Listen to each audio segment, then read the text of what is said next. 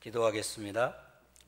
하나님 아버지, 오늘도 우리를 하나님 아버지 앞에 예배자로 불러주시고 하나님의 귀한 말씀을 들을 수 있는 시간 허락하여 주셨사오니 전하는 자나 듣는 자가 한 영으로 일치되어 하나님께 영광 돌리는 귀한 한 시간 되어질 수 있도록 주장하여 주시옵소서. 예수님 이름으로 기도합니다. 아멘.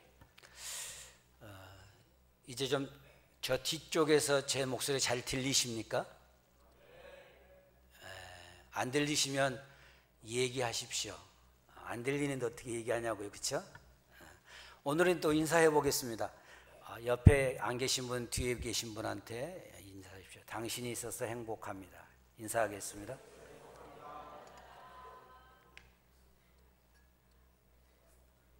옆에 왼수가 앉아 있다고 인상 쓰고 계신 분입니다. 다시 한번 인사하시기 바랍니다. 당신이 있어 행복합니다.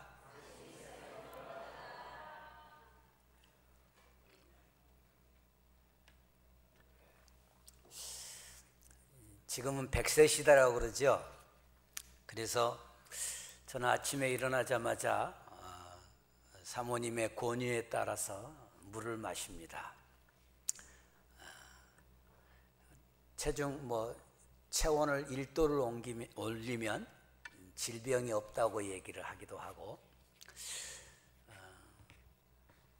지금은 60이면 청춘이고 70에서 이제 조금 노인장에 가도 막내 노릇하는 게 70이라고 합니다. 저희 교회 어떤 권사님이 70대 가지고 노인장에 갔다가 일만 직살나겠다고 절대 노인장 안 가신다고 그러시더라고요. 시골 가면 60이면 청춘이랍니다. 60대 사람이 시골에 오면 환영한답니다. 청년 왔다고. 건강하려고 하면은 여러 가지 것도 있지만 우리 몸에 있는 모든 세포가 제 기능을 잘 발휘해야 됩니다. 특별히 우리 몸속에 있는 피가 막힘없이 흘러야 돼요. 그래서 운동을 좀 하셔야 됩니다. 운동 안 하면 안 됩니다. 또 너무 지나치게 운동하면 또 그것도 병되더라고요. 여러 가지 건강을 위한 여러 가지들이 오늘 우리들의 관심을 끌게 하고 있습니다. 왜 이런 얘기를 계속 할까요? 오늘 나눌 말씀의 제목이 내 직무를 다하라는 얘기입니다. 사도 바울이 유언처럼 그의 믿음의 아들 디모데에게 하는 마지막 말처럼 하는 명령의 글입니다. 사도 바울이 디모데에게 젊은 나이에 교회의 감독으로 있는 젊은 사람에게, 지도자에게 이야기한 말씀이니까 우리는 장로도 아니고 권사도 아니고 집사도 아닌데 내가 이 말씀을 들어야 되나? 셀 리더도 아닌데 이 말씀 나하고 상관이 있나? 아니라는 거예요. 교회는 예수 그리스도를 머리로 한 우리 모든 성도들이 지체인 모임입니다. 공동체입니다. 에베소서 2장 22절 23절 말씀을 같이 읽어보겠습니다. 시작. 또 만물을 그의 발 아래에 복종하게 하시고 그를 만물 위의 교회의 머리로 삼으셨느니라. 교회는 그의 몸이니 만물 안에서 만물을 충만케 하시는 이의 충만함이니라. 우리의 지체 중에 소중하지 않는 것은 하나도 없습니다. 아마 여러분 기억에 아마 이런 기억은 다 있으실 거예요. 손톱밥들 좀 잘못 깎아가지고 깊게 깎아가지고 아파본 경험 없으신 분 없지요? 이제 꼬맹이 손톱 깎을 때는 손이 덜덜 떨리더라고요. 아플까봐. 특히 무좀 걸린 발톱 잘라보셨어요? 제가 무좀 있는 걸 자랑하고 있네요. 그것도 조금만 깊이 자르면 아파요. 쓸모없는 거 아무것도 없습니다. 우리 교회에 속한 모든 지체는 하나님께서 예수 그리스도의 피값으로 주고 사신 하나님의 자녀들로 구성된 지체이기 때문에 정말로 소중하고 소중한 지체인 거예요. 내가 목사기 때문에, 장로기 때문에, 권사기 때문에, 집사기 때문에가 아니라 하나님의 자녀이기 때문에 귀한 거라는 거죠. 그렇기 때문에 자기가 해야 할 바를 다 해야 되는 책임이 있는 거예요. 에베소서 4장 14절 말씀을 또 같이 읽어볼까요? 시작.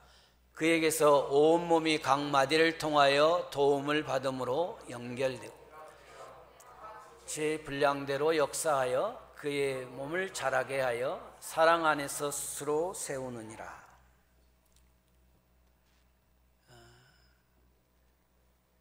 머리에서 지시하는 것을 손발이 안 움직이면은요 큰일 납니다. 그렇죠? 손발은 움직이는데 또 머리가 안 움직이는 경우가 있습니까? 그러진 않잖아요. 머리에서 지시가 내려가야 손발이 움직입니다. 만약에 예수 그리스도를 머리로 한 교회인데 나는 아무것도 아닌데 내가 가만히 있어도 우리 교회 잘 굴러가던데 뭘? 라고 생각하시면 우리 교회에 손팔 하나가 마비되어 있거나 다리 하나가 마비되어 있는 상태로 있다는 거나 마찬가지라는 거예요. 그래서 오늘 말씀을 이제 한 구절 한 구절 읽으면서 말씀을 나누고자 합니다. 오늘은 성경 말씀을 좀 많이 인용할 겁니다. 자, 먼저 1절 말씀을 같이 읽겠습니다. 시작. 하나님 앞과 살아계신 자의 죽은 자를 심판하실 그리스도 예수 앞에서 그의 나타나실 것과 그의 나라를 두고 엄히 명하노니. 1절에서는 명령의 근거가 나와 있습니다. 누가 명령하십니까? 다시 읽어보세요. 누가 명령하시냐고요? 하나님이 명령하시고 예수 그리스도, 다시 오실 예수 그리스도께서 우리에게 명하고 계신다는 겁니다. 제 작은 매형이 저를 불러가지고 자기 집안에 귀중한 가보라고 읽어보라고 뭐 한자를 띄엄띄엄 읽으니까 읽어봤어요. 그래서 대단한 문서인 줄 알았어요. 첩지라고 써있길래. 저는 그래서 뭐 영의정이나 당상관 되는 직책을 받으신 줄 알았더니 나중에 읽다 보니까 참봉이라고 써져 있더라고요. 참봉이 뭔지 우리 젊은이도 잘 모르지요. 옛날로 말하면 쉽게 얘기하면 무덤 관리하는 사람이에요. 그 직책 받았다고 그 자손이 나한테 나 모르는 분인데 이런 분이 계셨다고 주시더라고. 요즘 북미 회담하니까 그 전에 그 미국 백악관에서 김영철이라고 하는 그 북한 사람이 큰 봉투 주는 거 보셨죠? 안 보셨구나. 저는 큰 봉투가 미국의 사람한테만 준 줄 알았더니 북한에는 사이즈가 봉투 사이즈가 그게 기본인가 봐. 러시아에도 갖다 주더라고요. 뉴스 좀 보세요.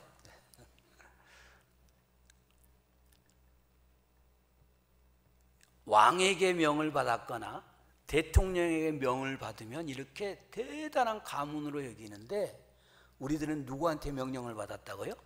하나님께. 그 하나님은 그 왕을 세우기도 하고 대통령을 폐할 수도 있는 분이세요. 그분이 나에게 말씀하셨어요. 나는 대통령의 특사가 아니라 나는 하나님의 특사예요. 마태복음 28장 19절에서 20절 말씀 보겠습니다. 시작. 그러므로 너희는 가서 모든 민족을 제자로 삼아 아버지와 아들과 성령의 이름으로 세례를 베풀고 내가 너희에게 분부한 모든 것을 가르쳐 지키게 하라. 볼지어다 내가 세상 끝날까지 너희와 항상 함께 있으리라 하시니라. 하나님께서 예수 그리스도께서 나에게 뭐라고요? 가서 모든 민족으로 제자를 삼으라. 내가 너에게 분부한 것을 가르쳐 지키게 하라고 말씀하시고 계신다는 거예요.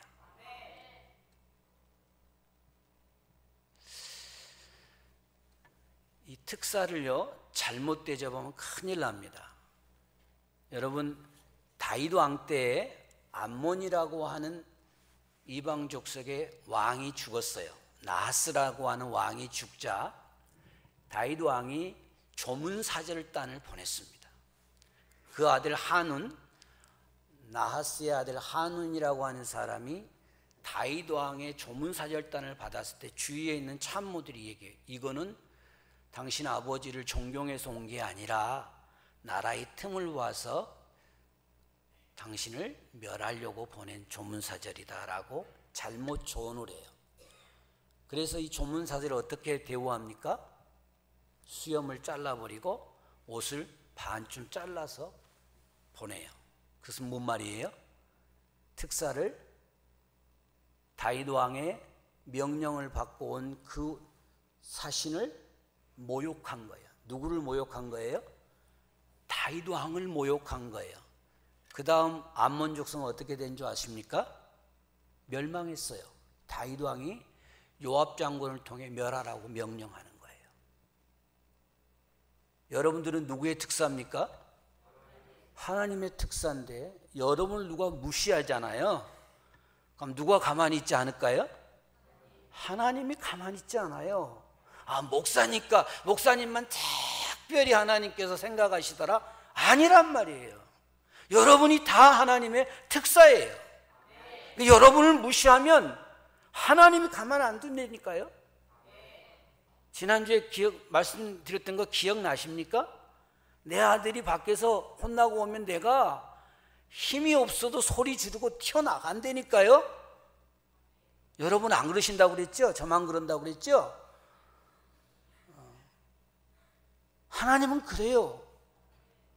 하나님의 명령을 받은 내가 하나님의 명령을 수행하고 있는데 누가 나를 무시하거나 나를 멸시하면 하나님이 가만두지 않으세요. 그러니까 우리는 당당하게, 아니 미국하고 북한하고 생각을 해보세요. 게임도 안 되는, 근데 자기가 뭐 김정은의 특사라고 고개 빳빳이 들고 딱 주잖아요. 그러니까 트럼프가 야, 너 고개 숙여 그럽니까? 너무 고맙다고, 멋지다고 그러죠. 차 타는 데까지 배웅해주고, 아이 저쪽에 온 사람도 같이 사진 찍자고. 내가 뉴스를 너무 자세히 보지요? 왜요? 그 사람은 특사기 때문에 그런 거예요. 그 사람이 자기보다 더 신분으로 낮고 힘이 없다고 무시할 수가 없어요. 뭐에? 특사니까. 사도 바울도 자기 자신이 부활하신 예수님께 명령받았다고 하는 이 명령을 꼭 간직하고 살았던 사람이에요. 그가 받은 명령이 사도행전 9장 15절 말씀입니다. 시작. 주께서 이르시되 가라, 이 사람은 내 이름을 이방인과 임금들과 이스라엘 자손들에게 전하기 위하여 택한 나의 그릇이라. 사도 바울은 하나님께 받은 이 명령 때문에 이 명령을 다 수행하지 못할까 봐 전전긍긍하며 살았던 사람인 거예요. 여러분도 하나님의 특사답게 가슴 쫙 펴고 사시기를 바랍니다. 2절 말씀 상반절만 읽겠습니다. 시작. 아니요, 상반절이요. 그건 후반절이고요.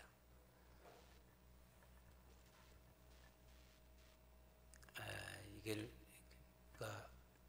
죄송합니다. 이게 2절 상반절에 뭐라고 되어 있냐면 너는 말씀을 전파하라 그랬습니다. 너는 말씀을 전파하라. 이게 두 번째 명령의 뭡니까? 내용이에요. 하나님께서 우리에게 명령하시는데 그냥 해, 그게 아니라 무엇을 하라고요? 말씀을 전파하라는 내용이에요. 사도 바울이 디모데에게 이야기할 때는 디모데가 그때 당시 예수님께서 한 가지 약속을 하고 떠나셨어요. 다시 오겠다. 그래서 이 다시 오신 것에 대해서 증거하는데 곧바로 오실 것이다. 그리고 그때 오실 때에는 영원한 하나님의 나라의 권위로서 말씀을 전파하라고 디모데에게 당부하고 있지요. 그러면 우리들에게 하나님께서 이야기하고 있는 것은 뭡니까? 마가복음 16장 15절 말씀 시작. 또 이르시되 너희는 온 천하에 다니며 만민에게 복음을 전파하라. 우리에게는 뭐라고 말씀하셨습니까? 복음을 전파하라고 말씀하셨어요. 누가복음에 보면 같은 내용이 나오는데 예수 그리스도께서 십자가에서 고난 받으시고 죽은 자 가운데 살아나셔서 그의 이름을 믿는 자들에게는 제사함의 역사가 회개의 역사가 드러난다고 하는 이 복음을 증거하라고 말씀하셨어요. 아까 우리 읽었던 마태복음에 뭐라고 그랬습니까? 내가 분부한 모든 것을 가르쳐 지키게 하라고 말씀하셨어요. 하나님께서 우리에게 주신 전파하라고 명령해 주신 내용이 하나님의 말씀이고 복음인 것입니다. 이 복음을 증거하면 되는 겁니다. 사도 바울은 자기가 다메섹 도상에서 부활하신 예수님께서 받은 그 명령, 하나님의 복음을 이방인들과 임금들과 이스라엘 자손들에게 증거할 그릇으로 자기가 택함받았다고 하는 사실을 가졌기 때문에 최선을 다해서 복음을 증거하면서도 자랑할 것이 없다고 얘기했습니다. 고린도전서 9장 16절 말씀입니다. 시작. 내가 복음을 전할지라도 자랑할 것이 없음은 내가 부득불 할 일임이라. 만일 복음을 전하지 아니하면 내가 하겠다. 복음을 전하지 않으면 자기에게 화가 미칠까 봐 그는 최선을 다해서 복음을 전했습니다. 그래서 지금 디모데에게 그가 네 직무를 다 하라고 명령할 수가 있었습니다. 사도 바울이 얼마나 열심히 증거했는가 하면 고린도 후서 11장 12장에 보면 그 내용이 나옵니다. 엄청난 고난을 받았음에도 불구하고 그는 복음을 증거하는 데 진력했습니다. 자, 이제 2절 하반절서부터 4절까지 말씀을 같이 읽어봅니다. 때를 얻던 시작. 때를 얻든지 못 얻든지 항상 힘쓰라. 범사의 오래 참과 가르침으로 경책하며 경계하며 권하라. 때가 이르리니 사람이 바른 교훈을 받지 아니하며 귀가 가려워서 자기의 사욕을 따를 스승을 많이 두고 또 그 길을 진리에서 돌이켜 허탄한 이야기를 따르느니라. 세 번째, 예수님께서 하나님께서 우리에게 명령하시고 하나님의 말씀을 전파하라고 하시면서 그게 열심히 해봐가 아니라 이제는 뭘 얘기하시는 거예요? 어떻게 그 명령을 수행할 수 있을 것인지에 대해서 구체적으로 그 방법을 말씀하시고 있다는 겁니다. 첫 번째는 뭐라고 그랬냐면 제일 첫 번째, 때를 얻든지 못 얻든지 힘쓰라 그랬습니다. 때를 얻든지 못 얻든지 항상 힘쓰라 그랬습니다. 외적인 조건이 유리하든지 불리하든지 상황이 편안하든지 불안하든지 기회가 무르익었든지 무르익지 않든지 환영받든지 못 받든지 듣든지 아니 듣든지 항상 복음을 증거하는 데 힘쓰라는 겁니다. 우리 이렇게 얘기하잖아요. 들을만 해야 전하지. 분위기가 무르익어야지. 하나님 말씀은 뭐라고요? 때를 얻든지 못 얻든지 항상 힘쓰라는 거예요. 전도할 때 우락부락하고 힘이 있을 것 같은 사람, 저 사람 이야기하면 나한테 야단칠 것 같은 사람은 쓱 지나가고, 초등학생 꼬망이들 야 이리 봐 이렇게 복음 전하잖아요. 또 이것도 나만 그랬네. 반응이 없으셔. 여러분들은 아예 복음을 안 전해 보셨습니까?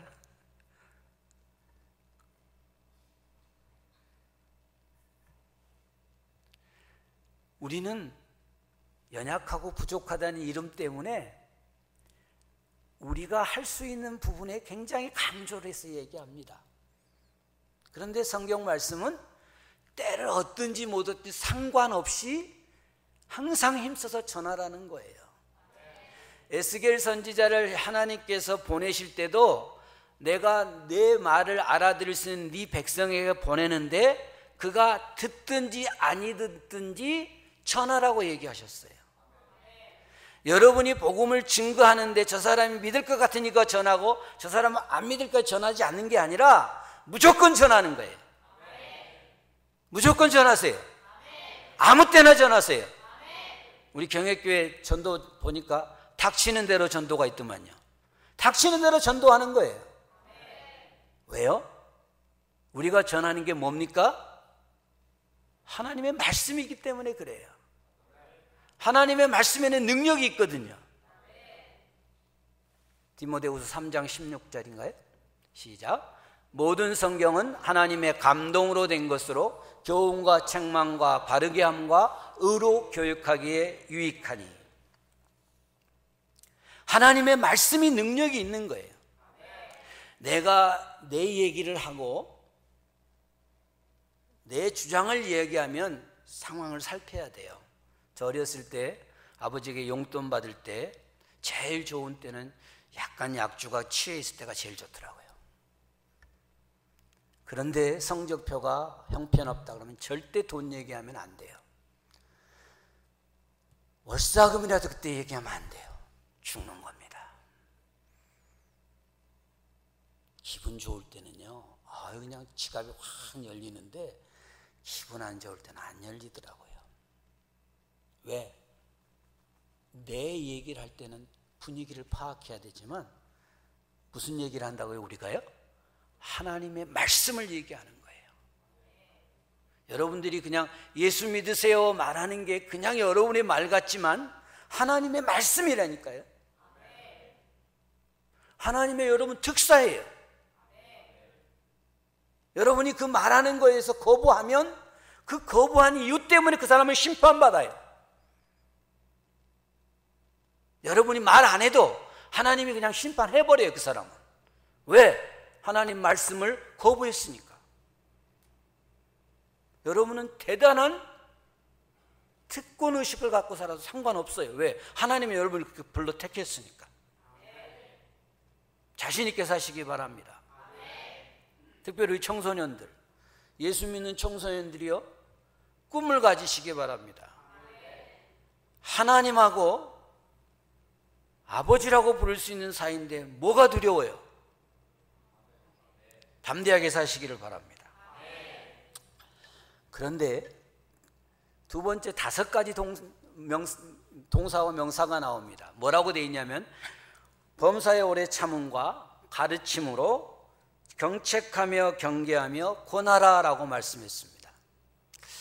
지금 우리들이 하나님의 말씀을 전하는 이 사람들은 내가 언제 하나님의 말씀을 듣지? 누가 나한테 하나님의 말씀 안 전해주나? 라고 기다리고 있는 사람이 아니라 이 말씀을 거부하고 말씀을 듣지 않기로 작정된 사람들에게 우리가 복음을 전한다는 겁니다. 여러분들이 복음을 전할 상대자들은 여러분을 기다리고 있는 자들이 아니라 여러분의 말을 거부하고 말을 안 들을 사람을 향해서 여러분들이 복음을 전하러 하나님께서 이렇게 보내신 거예요. 근데 그들을 향해서 제일 먼저 할 게 뭐라고요? 오래 참으라는 거예요. 참는 것은요, 한계가 없어요. 저희 집사람이 가끔 가다가 저를 흉보는 내용이 하나 있는데 뭐냐면 어렸을 때 참 아들을 정말 쥐잡도 잡더라고요. 그랬어요. 아유, 그렇게 좀 하지 마. 내가 할 거야. 이리 와. 공부하자. 30분도 못 됐는데 저아가 그랬대요. 여보, 내가 좋아. 저는 아들을 30분도 못 참아줬어요. 우리는 얘기하잖아요. 야, 내가 참는데도 한계가 있다. 한계가 있어. 도저히 못 참겠다. 그건 참는 거 아니에요. 그렇죠? 끝까지 참아야 아, 참았다 해주는 거죠. 그렇죠? 특히 우리 자녀들을 대할 때 우리 부모님들 끝까지 참아주시기 바랍니다. 왜? 하나님이 날 끝까지 참아주셨거든요. 나를 만약에 안 참아주셨더라면 나는 아마 지금 이 자리에 없을 것 같아요. 벌써 심판받아가지고 저 그냥 안 가야 될 때까지 가 있을 정도로 참 나쁜 놈이었는데 끝까지 참아가지고 기회를 주셔서 이렇게 하나님의 말씀을 나눌 수 있게 해주신 거예요. 그러니까 오래 참으시기 바랍니다. 두 번째는 가르치라고 그랬습니다. 근데 이 가르치라고 그러니까 이리 와봐, 이리 와봐. 이거 잘못됐잖아. 저거 잘못됐잖아. 이렇게 좀 하지 마시기 바랍니다. 본래 이 가르치라고 하는 언어의 뜻은 오류를 지적하고 올바른 것을 가르친다는 의미예요. 지금 우리가 무엇을 전한다고요? 하나님의 말씀을 전하는 거예요. 하나님의 말씀을 전하는데 이 사람이 하나님의 말씀을 안 들어요. 가르친다고 하는 건 내가 뭐 하는 거예요? 하나님의 말씀을 선포하는 걸 얘기한다는 거예요. 예수 믿으세요. 예수 믿으면 천국 갑니다. 여러분 이렇게 선포하시잖아요. 근데 예수 믿으세요. 그러니까 안 믿어 그러면 천국 못 가요 라고 얘기해 줘야 되는데 네, 열심히 믿으세요 이러고 나와요. 그게 맞습니까? 아니요. 예수 안 믿으면 지옥 가요 라고 얘기해 줘야 된다니까요. 그게 가르치는 거예요.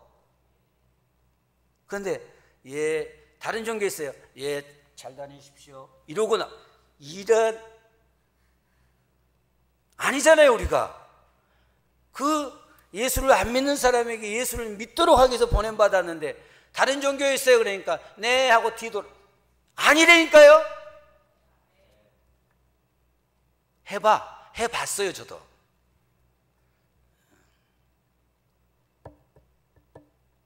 다음은 경책하라고 그랬어요. 경책하는 것은요, 조금 상대방이 말을 들을 준비가 돼 있을 때 하는 게 경책입니다. 잘못을 깨닫고 회개하도록 이야기하는 게 경책입니다.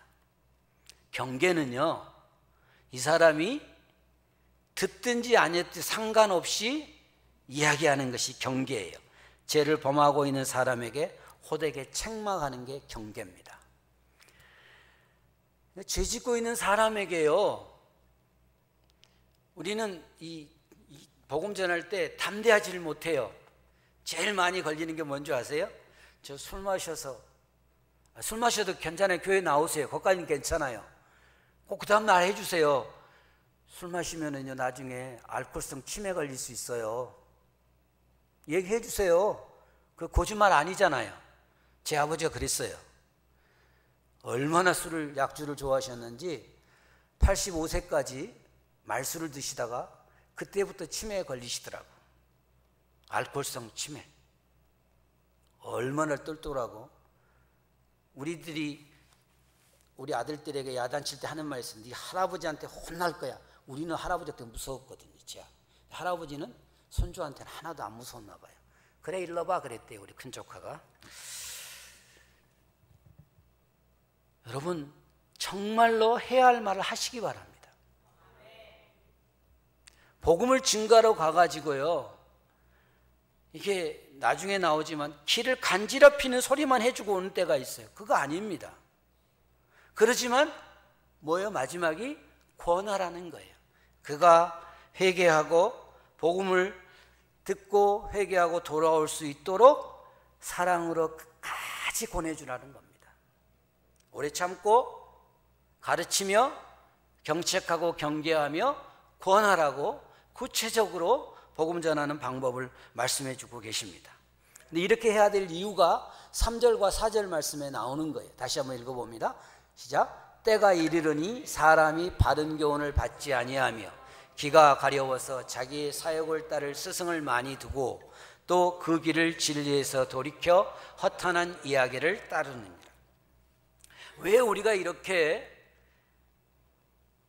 복음을 듣는 사람들이 거부감이 있을 정도로 해야 되냐 하면은 그들이 지금 복음을 듣지 않고 바른 교훈을 받지 않기 때문에 그런 거예요. 지금 사도 바울이 디모데에게 말할 그 1세기 때에 뿐만 아니라 예수 그리스도께서 부활 승천하신 다음에 다시 오실 때까지, 이걸 신학적으로 종말의 때라고 그럽니다. 그러니까 지금은 다 종말의 때예요. 이때는 다 바른 교훈을 들어요, 안 들어요? 안 들어요. 들을 때 가서 얘기하면은요, 얼마나 쉬운데요. 안 듣는다니까요. 그러니까 어떻게 해야 된다고요? 오래 참아야 돼요. 가르치고 경책하고 경계하며 권해야 되는 거예요. 잘 들을 것 같으면 오래 참을 것도 없어요. 그러니까 그러신 분 혹시 계실지 모르지만 제가 고등학교 때 친구가요, 얼마나 저를 열심히 전도했는지 몰라요. 그러면 저는 항상 하는 말이 있었어요. 조금 있다가 그러다가 제가 20살 때 예수를 믿었는데, 예수 믿고 나서 그 친구가 생각나서 그 친구한테 얘기했어요. 나 예수 믿게 됐다. 그러니까 엄청 좋아해요. 자기가 뭐 예수 믿는 것처럼. 내가 믿는다니까? 아, 그래 알아. 내가 널 위해서 끝까지 기도했다? 할 말이 없어요. 지금도 전화하면 너무너무 좋아해요. 지금 장로지만 나는 목사 됐고. 끝까지 참아주는 겁니다. 왜? 안 들으니까 그 사람들이. 근데 또 그 사람들의 두 번째 특징은 뭐라고요? 기가 가려워서 자기의 사역을 따르를 스승을 많이 두기 때문에 그래요. 감각적인 이야기를 듣기를 좋아하는 거예요. 아, 그냥 이렇게 사세요. 아유, 잘하고 계세요. 아우, 훌륭하게 사시는데요. 그렇게 쭉 사시면 지옥 가세요 라고 얘기하면 싫어하는데, 쭉 그렇게 사세요. 그러면은 너무너무 좋아하는 거죠. 아, 이렇게 예수를 전하면 내가 왜 안 받아들이겠냐고.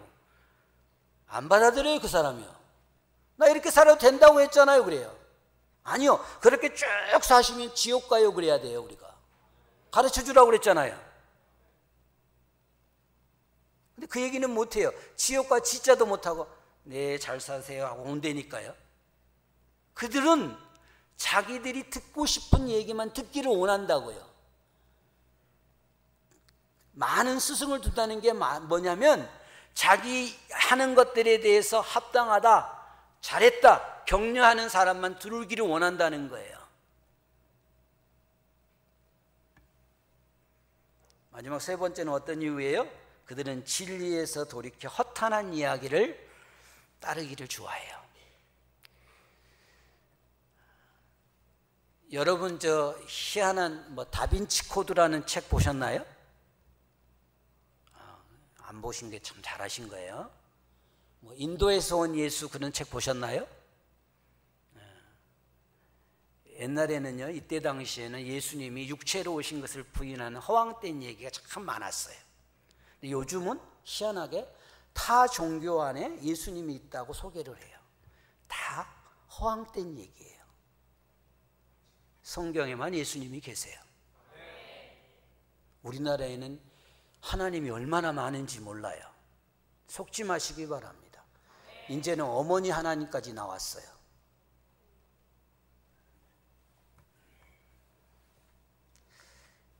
아예 의도적으로 하나님의 말씀을 듣지 않으려고 작정을 하고 있는 때이기 때문에 여러분들은 오래 참고 가르치며 경책하며 경계하며 권해야 되는 겁니다. 5절 말씀입니다. 같이 읽습니다. 시작. 그러나 너는 모든 일에 신중하여 고난을 받으며 전도자의 일을 하며 내 직무를 다하라. 이게 이제 명령을 받은 사람의 자세, 마지막입니다. 네 가지를 이야기하고 있지 않습니까? 첫째, 신중하라고 그랬고요. 두 번째는 고난을 받으라고 그랬어요. 세 번째는 전도의 자의 일을 하고, 마지막 내 직무를 다하라 라고 말씀하고 있습니다. 신중하다라고 하는 말은요, 정신을 지키다, 맑은 정신을 갖고 있다, 몸을 삼가다, 술 취하지 않는다 라는 뜻이에요.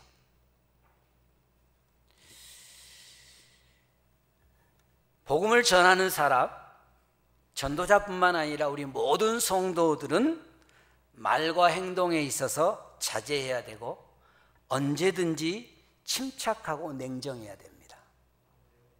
냉정하라고 그러니까 막 정을 떼어내듯이 그게 아니라 절제하며 살아야 된다는 얘기입니다. 어떻게 살라고 그랬냐면 데살로니가전서 5장 5절과 6절 말씀 같이 읽어봅니다. 데살로니가전서 5장 5절 6절 시작. 그러므로 우리는 6절서부터 8절입니다. 죄송합니다. 시작. 그러므로 우리는 다른 일과 같이 자지 말고 오직 깨어 정신 차릴지라. 자는 자들은 밤에 자고 취하는 자들은 밤에 취하되 우리는 낮에 속하였으니 정신을 차리고 믿음과 사랑에 호심경을 붙이고 구원의 소망의 투구를 쓰자.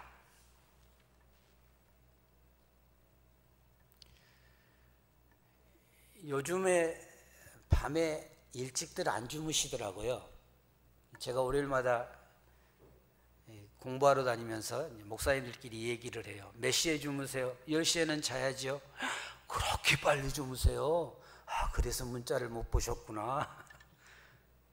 목사님은요? 12시에는 1시에 자죠. 새벽기도는 어떻게 하세요? 새벽기도 하고 자요. 그래요. 피곤하니까 다시 잘 수밖에 없죠. 기본이 12시, 1시에 자요. 제가 젊었을 때 그랬습니다.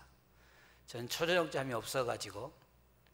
근데 뭐라고요? 밤에는 잔다고요. 주무시기 바랍니다. 낮에는 뭐라고요? 깨어 있어야 돼요. 여기 오늘 주무시는 분들 죄송합니다. 너무 이렇게 달콤하게 말씀을 전해서 깨어 있어야 된다고요. 정신을 차려야 된다고요.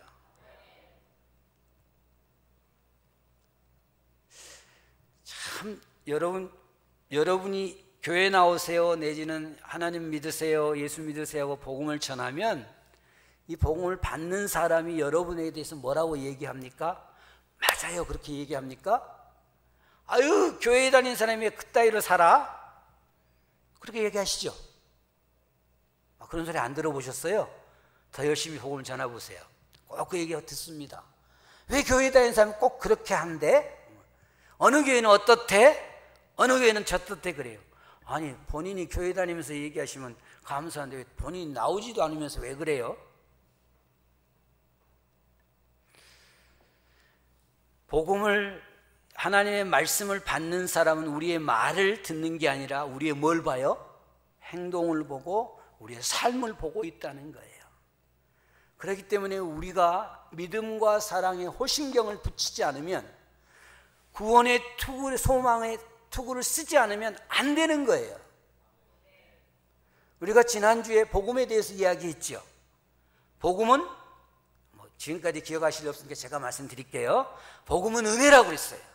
복음은 회복이고 복음에 반응하는 자에게 능력으로 나타나는 것인데 핵심이 뭐냐면 예수 그리스도께서 내 죄를 위해 십자가에 피 흘려 죽으심으로 나를 죄로 말미암아 잃어버렸던 하나님의 자녀의 직분을 지위를 회복시켜 주는 거다.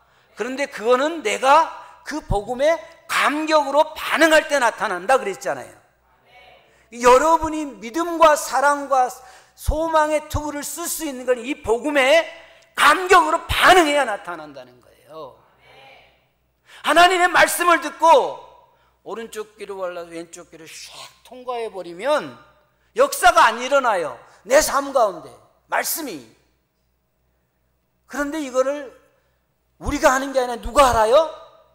복음을 거절하는 그 사람이 나를 보고 안 되니까요. 교회 다니면서 왜 그래요? 그렇게 얘기해요. 그럼 우리가 뭐라고 그래요? 할 말이 없어요. 그러니까 어떻게 살아야 돼요? 모든 일에 신중해야 된다고요. 청소년들한테 한마디 하는데, 예수 믿으면요 공부 더 열심히 해야 돼요. 제 자랑 또 하나 할게요.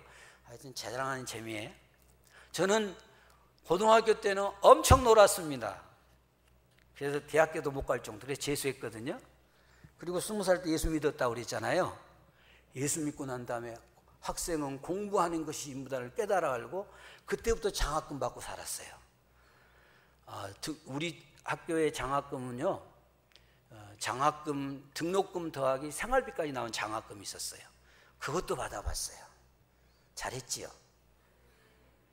이럴 때 박수 한번 쳐줘요. 졸지 마시라고 그런 겁니다. 죄송합니다. 내가 할 바를 다 해야 되는 거예요. 왜? 나는 하나님의 특사니까. 하나님의 명령을 수행할 사람인데, 다 그러시지 않지만 주부가 밥도 안 하고 라면 끓여 먹어 귀찮은데 왜 그래 이러시면 안 돼. 피곤하더니 일어나서 밥 해드려야 돼. 그렇다고 또 남편은 나가가지고 비비 들고 와서 월급도 안 갖다 주면 안 돼. 열심히 일해야 돼. 자녀들은 공부하는 일을 최선을 다해서 해야 된다니까. 잔소리가 아니라 이거는 신중하게 사는 태도인 거예요. 이걸 안 하면, 내가 예수 믿으세요 그러면 너나 잘하세요 그래요. 반응이.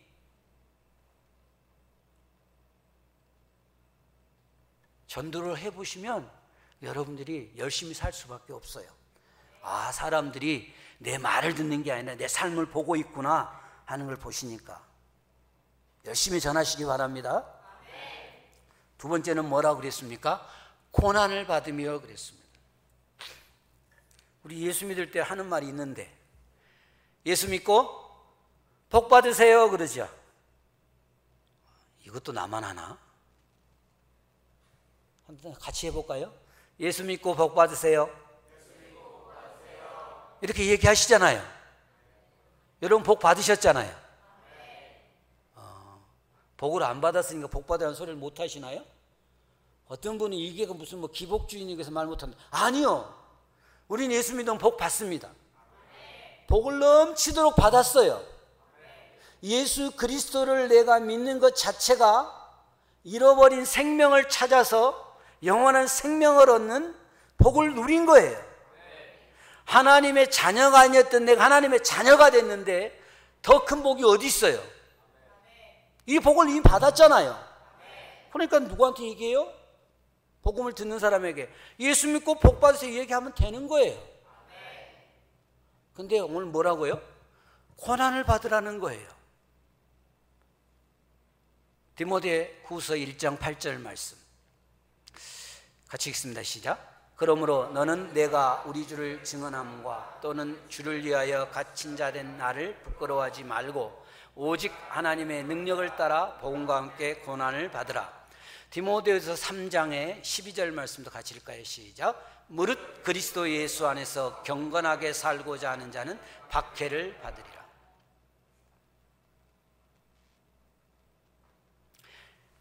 예수를 믿고 복음을 증거하다 보면 뭘 받게 돼 있다고요? 고난을 받게 돼 있어요.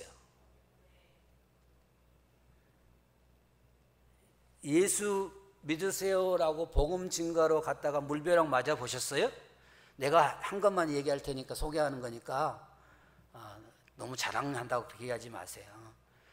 괜히 발틈에다가 문틈에다 발 집어넣었다가 발 한번 찍혀보신 적 있으세요? 이런 거 아무것도 아니에요. 왜? 내 몸이 상하는 거니까. 근데 복음을 전하다 보면 뭐라 그러는지 아세요? 하나님이 그렇게 하셨어요? 라고 질문할 때 너무너무 창피해요.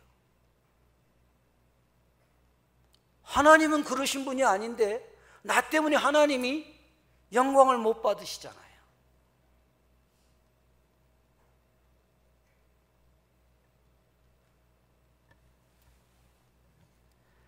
복음을 전하다 보면 고난받는 건 당연해요. 쉽게 해서 미쳤다는 소리 듣고요. 적당히 좀 해라는 소리는 다반사로 듣잖아요. 이걸 두려워하실 거 없어요. 여러분, 그 미국의 세일즈왕, 여러분 저 물건 파시는 분 있잖아요. 세일즈왕은 이런데요. 어떻게 세일즈왕이 됐냐고 물어보면, 예를 들어 6집이 거절받고 7집째 가서 물건이 팔리면 6집째 거절당하는 것에서 포기하지 않고 7번째 집에 문을 두드린대요. 그래서 물건을 판대요. 우리나라는 어느 정도인지 아세요? 저는 이게 복음 전하다가 딴짓을 많이 하는데 통계 내는 걸 좋아해요. 우리 전도팀들이 가서 전도해서 몇 사람 듣는데 몇 명 복음을 들었네 하고 통계를 내보면 우리나라 사람은요, 4명 전하면 1명은 꼭 복음을 들어요. 이건 임상 실험해 본 거니까 믿으시기 바랍니다. 4명 전하면 1명은 예수 믿는다니까요. 근데 2번 거절당하면 3번째 절대 안 합니다. 우리가 2명만 더하면 한 사람이 예수 믿는데 그 고난을 하려고 하지 않아요. 복음을 증거하는데 우리가 담대하게 증거하면서요, 그것에 따르는 수고로움을 감내해야 되는 거예요. 특히나 또 경건하게 살려고 하면 박해를 받아요. 아까 얘기했잖아요. 미쳤다는 소리 듣는 건 당연하고요. 여러분들이 경건하게 산다고 하는 것은 하나님의 말씀대로 살기 때문에 세상의 풍조와 다르기 때문에 회사에서도 주위 사람들에게도 손가락질 당할 수 있어요. 그걸 절대 두려워하지 마시기 바랍니다. 예수님께서 말씀하셨잖아요. 마태복음 7장 13절 14절에 뭐라고요? 좁은 문으로 들어가라. 멸망으로 인도하는 문은 크고 그 길이 넓어 그리로 들어가는 자가 많고 생명으로 인도하는 문은 좁고 그 길이 협착하여 찾는 자가 적습니다. 우리가 가는 길은 좁은 문이고 우리가 가는 길은 협착한 길이에요. 예수 믿으면서 편한 길 갈 생각하지 마세요. 예수 믿기 때문에 밤새도록 기도하고 새벽에 나와서 또 기도하는 거예요. 제가 신학하기 전에 직장 생활할 때 저는 학교 선생 했거든요. 5시가 되면 땡 하고 퇴근합니다. 그래서 직장인 전도팀에 가서 전도훈련을 해요. 그러면 12시쯤에 집에 돌아와요. 그거를 토요일까지 하고 주일날 가서 새벽 6시부터서 오후 늦게까지 봉사하고 왔어요. 여러분 다 그렇게 하고 계신 줄로 믿습니다.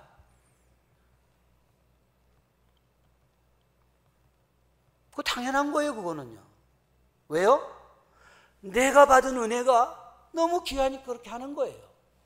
누가 시켜서 그거 하는 거 아니에요.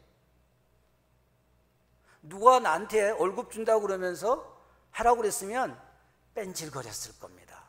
5시만 땡 되면 퇴근하듯이 월급 받으면서 땡땡이 치고 그 다음부터 막 연락에 가서 그냥 직장인들 모아놓고 전도훈련 합니다.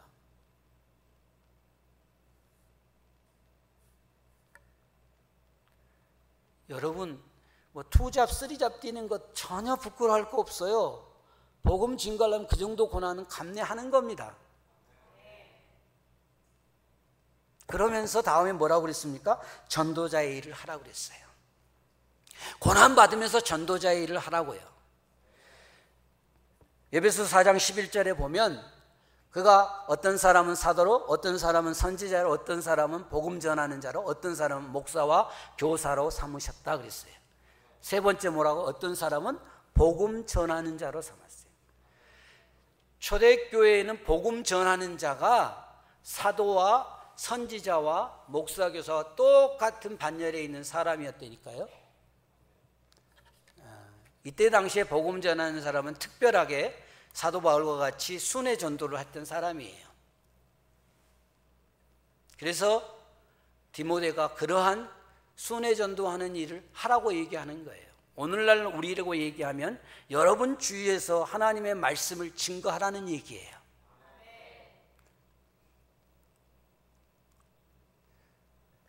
예언서를 보면은요, 복음을 증거하지 않는 사람을 뭐라고 표현했냐면 짖지 못하는 개라고 표현했어요. 요즘은 성대 수술하는 개도 있으니까 여러분들이 실감나게 들을 수 있을지 모르지만 옛날에는 벙어리 개는 없었어요. 그렇죠?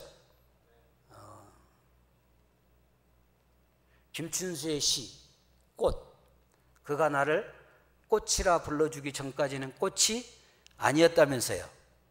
이런 시는 잘 외우고 다니면서 여러분들은 하나님의 복음을 증거하지 않으면 벙어리고 꽃이 아니라니까요. 전도자가 아니에요. 하나님의 자녀가 아니라고요. 그러니까 복음을 전해야 되는 거예요. 마지막은 내 직무를 다하라는 겁니다. 내 직무를 다하라는 것은 질적으로 얘기하면 흠이 없게 하고 시간적으로 얘기하면 끝까지 하라는 얘기예요. 여러분들이 복음을 하나님의 말씀을 전하는데 어떻게 전하라고요? 흠이 없이 전하라는 거예요. 그래서 신중해야 되고 여러분들이 고난을 받아야 되고 전도자의 일을 하는 거예요. 그런데 언제까지 하라고요? 끝까지 하는 거예요. 언제? 예수님 만날 그날까지. 저는 그래서 은퇴하는 얘기에 대해서 교회에서 좀 반대하는 사람이에요. 목사도 은퇴를 안 해야 되지만 장로님, 권사님, 그 다음에 집사님들 은퇴하면 안 돼요. 그죠? 언제까지요?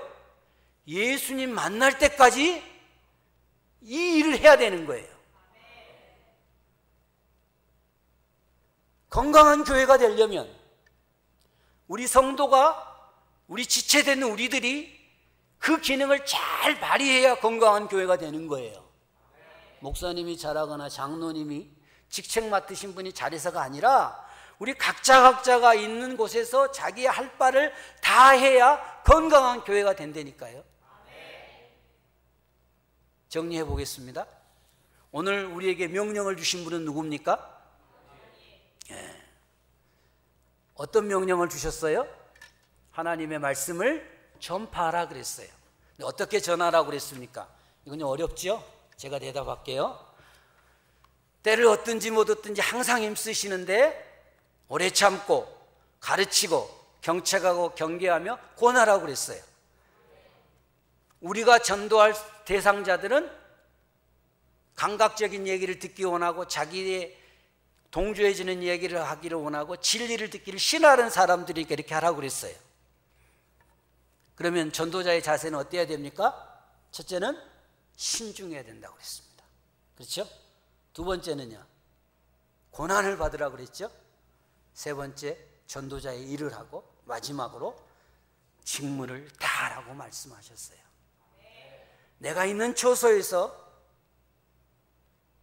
하나님께 받은 하나님의 특사로서 이 사명을 온전히 감당할 때 하나님께서 우리를 통해 우리 몸된 교회가 건강해지고 하나님의 나라가 확장되는 역사를 일으키실 것입니다. 이렇게 여러분의 직무를 다하시는 저와 여러분 되시기를 축원합니다. 하나님 아버지 은혜를 감사합니다.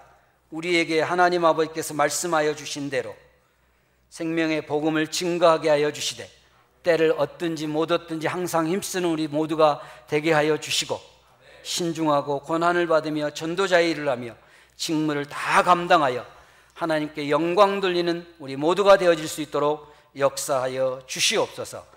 지금은 우리 주 예수 그리스도의 은혜와 하나님 아버지의 사랑하심과 성령님의 내주 교통 충만 역사하심이 자기의 각자의 직무를 다 감당하며 하나님 나라의 확장을 돕는 귀한 심령들이 그 삶과 비전 위에 지금부터 영원토록 함께 있어